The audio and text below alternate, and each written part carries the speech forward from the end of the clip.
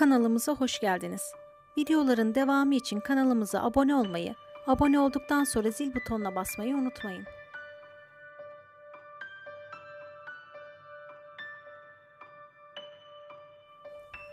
Big Boss 13 yarışmacısı Rashmi Desai, Siddharth ve ben hiçbir zaman bağlantı kuramayacağız dedi. Rashmi Desai ve Siddharth Shukla, Big Boss 13 evinde büyük bir kavgaya karışıyor. Bu kavgada Rashmi, kendisi ve Siddharth'ın hiçbir zaman bir bağlantısı olamayacağını söyleyerek cevap verdi. Rashmi ve Siddharth mutfakta ortak yemek yapmak zorunda kaldılar. Rashmi yemek hazırlarken Siddharth sebzeleri doğrayarak ona yardım etti. Ancak Rashmi, Siddharth'a öfkeyle sebzeleri daha küçük doğramasını söyledi. İkilinin arasında durumlar gergin. Aslında işi yokuşa süren Rashmi Desai gibi görünüyor. Siz bu konuda ne düşünüyorsunuz?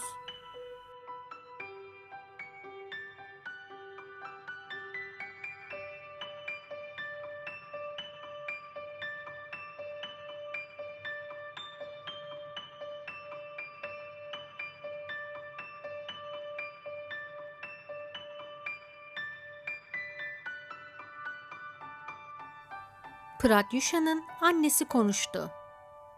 Rahul rahat dolaştığı için ailece rahatsız hissediyoruz dedi.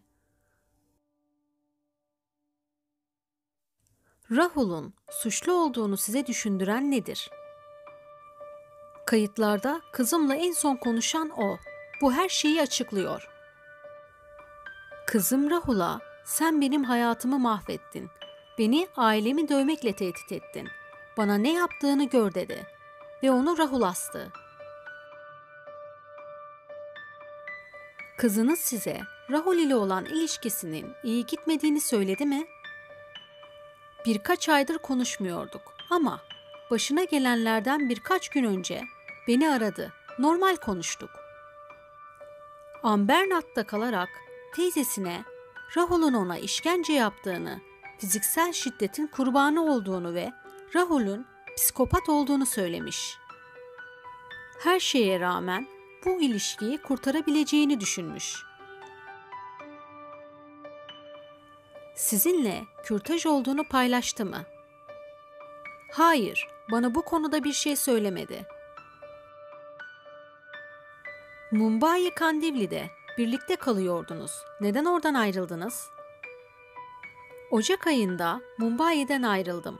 Çünkü Rahul bizimle kalmaya başladı. Yakında gideceğini söylüyordu ama o gün hiç gelmedi. Kızıma da çok kötü davranıyordu. Bu yüzden onlarla daha fazla kalamadım. Ne yapıyordu? Kızımı bana karşı bir şeyler yapmaya zorluyordu. Kızım da çok kötü hissediyordu. Bana onlarla daha ne kadar süre kalacağımı soruyordu. Ben de artık onlarla kalmamam gerektiğini düşündüm.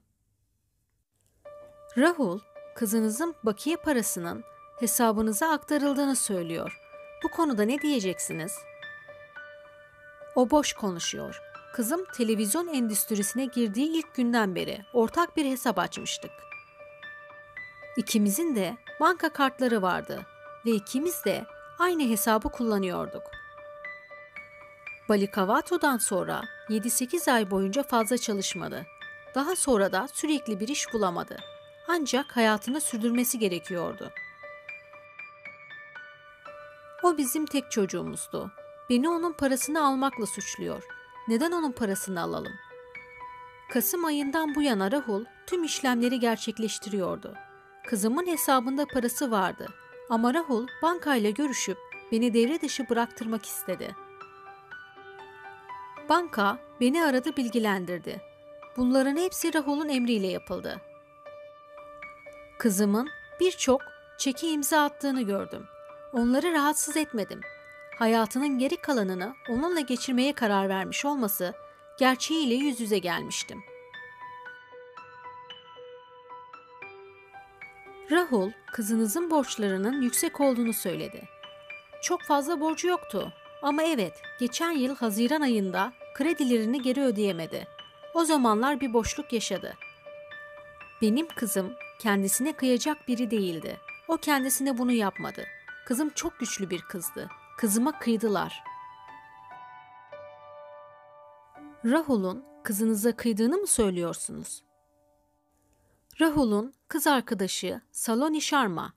O ve Rahul kızıma kötü davranıyordu. Kızıma ikisi bir şey yaptı.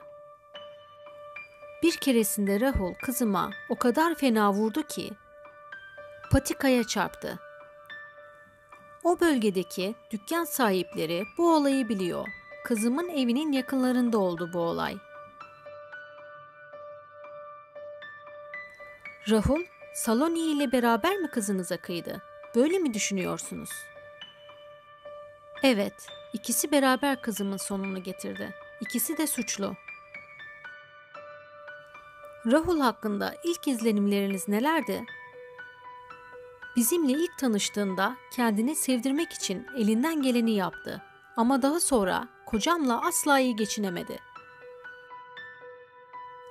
Kandivli'de kalırken kızınız ve Rahul aynı odayı paylaştı mı? Bunu istemesem de evet, aynı odayı paylaştılar. Rahul'dan nefret ediyordum ama dediğim gibi ne yapabilirdim? Kızım yetişkindi ve onu hayatında istiyordu. Bu durumda bir anne ne yapabilir? Kızınız ile ilgili kötü haberi aldığınızda tam olarak ne oldu? Kızımın amcası kendisine bir şey olduğunu söylemek için beni Jamshedpur'dan aradı. Hemen Rahul'u aradım. Kızımın asistanını aradım. Yıkılmıştım. Hayatım mahvolmuştu. Rahul, Kamya'yı kızınızdan borç almakla ve geri ödememekle suçladı. Siz bu konuda ne düşünüyorsunuz? Rahul yalan söylüyor. Kızım o parayı hayırsever olarak kriket girişimini desteklemek için verdi. Saloni ile tanıştın mı? Asla tanışmadım. Öyleyse kızınıza Rahul'la beraber kıydığını nasıl söylersiniz? Kızımın şoförü Saloni'nin kızıma cam atmaya çalıştığını söyledi. Ayrıca kızımın bedeni hastanede tutulurken Rahul ortadan kayboldu ve Saloni ile buluştu. İçim yanıyor ama ebeveynlerin çocukları büyüdüklerinde çocuklarının yaşamında sadece izleyici olmak zorunda kalmaları çok üzücü. Rahul, kızımın birçok arkadaşıyla konuşmasını engelledi. Arkadaşlarını hayatından çıkarmasını söyledi. Kızım Rahul'un şiddetli işkencelerine maruz kaldı. Kızımın hizmetçisi tanıklık edecek. Kızıma Rahul'un onun için doğru insan olmadığını, hatta onunla evlenmediğini söyledim. Senden önce zaten hayatında biri varmış kızım diye anlattım. Kızım ise bana, hayır anne, biz evleneceğiz dedi. Rahul, kızının bir içki problemi olduğunu söylüyor. Siz ne diyeceksiniz? Saçmalık, onu içmek için zorladı. Tanrı, kızım ile Rahul birlikteyken uyuşturucu alıp ne yaptığını biliyor. Rahul çok terbiyesiz, Tanrı'dan korkmuyor. Ben sadece adalet istiyorum, dedi.